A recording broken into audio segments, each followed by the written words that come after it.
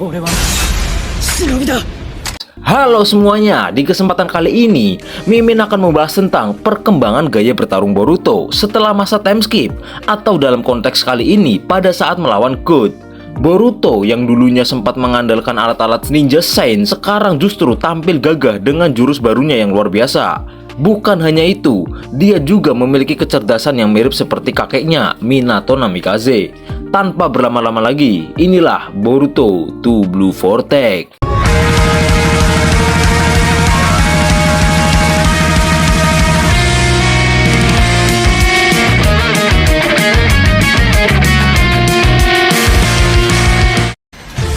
Boruto mengalami perkembangan yang cukup pesat ketika dia melakukan perjalanan 3 tahun di luar Konoha. Dari mulai ketenangan yang dimiliki oleh Boruto hingga gaya bertarungnya yang sangat cerdik. Bisa dibilang Boruto memiliki gaya bertarung yang visioner atau bertindak 2 langkah lebih dulu dari lawannya. Dia mampu melihat kemungkinan-kemungkinan lain dari pertarungannya melawan God. Gaya bertarung seperti ini mirip seperti Yondaime Hokage Minato Namikaze.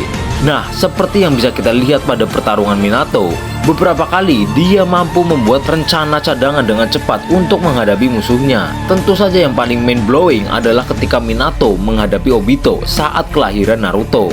Ya, Minato berhasil menemukan titik lemah dari Kamui Obito, yang mana Obito akan memantatkan tubuhnya ketika dia akan menyerang lawannya. Minato tahu betul akan hal tersebut, oleh karena itu dia mampu menaklukkan Obito dengan Rasengan-nya. Dan kerennya tidak hanya sampai di situ saja, Minato berpikir lebih jauh lagi untuk menempelkan formula Hiraishi no Jutsu pada badan Obito. Otomatis badan Obito tertandai dengan jurus khas Minato tersebut. Hal ini pun sangat berguna di perang dunia shinobi keempat ketika Minato bangkit lagi dengan wujud Edo Tensei. Dia masih bisa menggunakan tanda yang berada di badan Obito tersebut sebagai titik koordinat perpindahan posisinya secara kilat. Bukan hanya itu saja, Minato juga melakukan tindakan yang visioner ketika dia akan menyegel Kurama di tubuh Naruto. Ya, saat Minato memulai ritual penyegelan Kurama ke tubuh Naruto, dia juga menyisipkan sebagian cakra kehidupannya dengan Kushina ke ruang penyegelan. Nah, hal ini bertujuan mencegah Kyuubi untuk bangkit dari tubuh Naruto. Ketika Kyuubi sudah berekor 8, cakra kehidupan Minato akan secara otomatis aktif dan akan menghentikan proses perubahan Kyuubi selanjutnya. Begitu juga yang dia lakukan ke Kushina. Ketika Fuinjutsu dibuka 100%, maka cakra kehidupan Kushina akan menemui Naruto. Pemikiran 1 atau bahkan 2 langkah ke depan dari Minato rupanya dia wariskan ke Boruto. Kecerdasan serta ketenangan Boruto sangat teruji ketika dia menghadapi God. Boruto tahu God merupakan orang yang memiliki kecerdasan di bawah rata-rata, apalagi dia mudah sekali diprovokasi. Oleh sebab itu, ketika pertama kali datang ke Konoha, Boruto sama sekali tidak ragu untuk menganggap kalau wajah God merupakan kata lain dari keset welcome yang biasanya ada di depan rumah. Boruto tahu betul di mana level kekuatan serta kecerdasan dari God ini. Tidak ada sedikit pun rasa takut dari Boruto saat menghadapinya. Bahkan 6 pasukan Sumeaka yang mengepungnya juga bukan tandingan dari Boruto. Pada chapter ketiga Boruto to Blue Vortex, kita semakin tahu level kekuatan Boruto jauh di atas God. Rasengan Usuhiko yang Boruto gunakan cukup untuk mempermalukan God kembali ke markasnya. Namun bukan hanya kekuatan Boruto yang kita soroti, melainkan bagaimana dia mencundangi God. Oke, dari awal bertatap muka, Boruto selalu menggunakan diksi provokatif yang seakan-akan menggertak God. Nah, God sendiri yang merasa telah sangat kuat karena limiternya telah dilepas, sangat jengkel dengan ejekan Boruto. Dia tersulut emosinya karena seakan-akan di mata Boruto, dia tidak memiliki kesempatan untuk menang sedikit pun.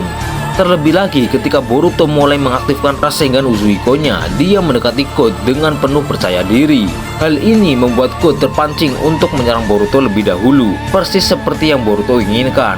Ketika God membuat tanda cakar di belakang Boruto lalu memulai menyerangnya, Boruto dengan mudah menghindari serangan tersebut, seakan telah menduga langkah God selanjutnya. Kemudian ada celah pertahanan yang terbuka di tubuh God yang hampir dimanfaatkan Boruto untuk membuat God langsung kalah telak. Namun nyatanya God masih mampu menahan pukulan tersebut dan malah menyerang balik Boruto dengan tangan kanannya. Nah, di sini pun Boruto sudah mengantisipasi akan hal ini. Dia tidak menunjukkan ekspresi terkejut sedikit pun, bahkan menahan serangan God dengan santai menggunakan katananya. Itu artinya, meskipun serangan pertama Boruto gagal, hal ini masih berada di wilayah perhitungan Boruto.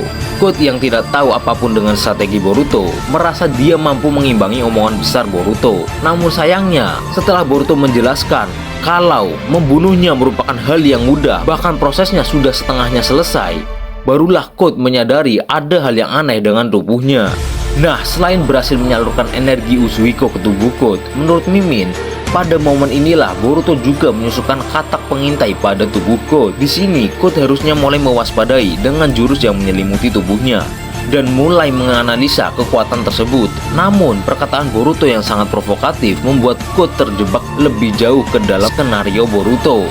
Boruto mengatakan, "Antara aku ke tempat Jubi atau kau mati saja di sini." Boruto tahu persis meski sudah diperingati, Code tetap tidak akan memberitahu lokasi Jubi tersebut. Oleh karena itu, pada momen sebelumnya, kata Kashinkoji diletakkan ke tubuh Code.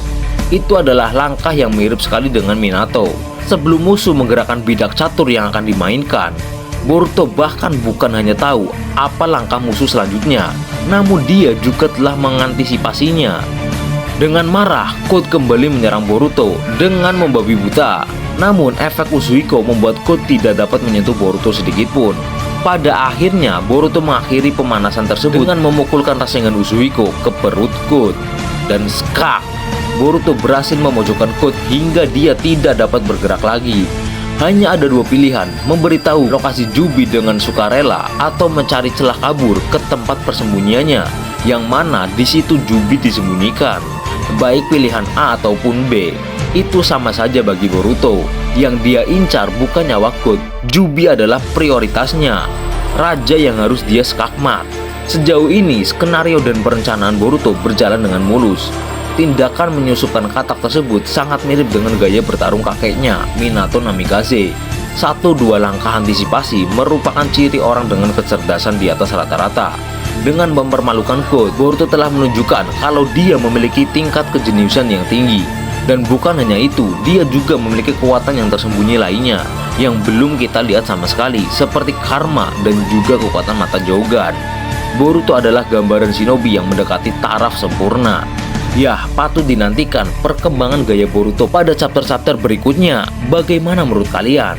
Apakah Boruto memang terlalu overpower atau justru akan ada lawan-lawan yang lebih kuat yang akan datang menginvasi bumi untuk mengimbangi kekuatan Boruto ini? Tuliskan pendapat kalian di komentar ya. Terima kasih telah menonton dan sampai jumpa. Ciao.